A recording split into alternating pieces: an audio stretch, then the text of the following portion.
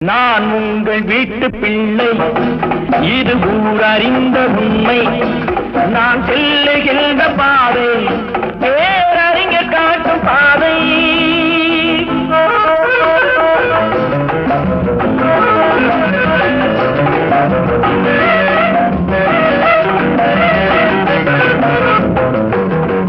காலந்தோறும் பாடம் கூறும் மாறுதல் இங்கே தேவை.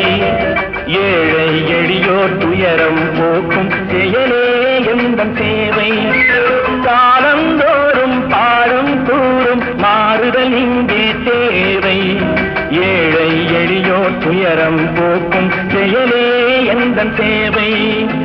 இதயம் என்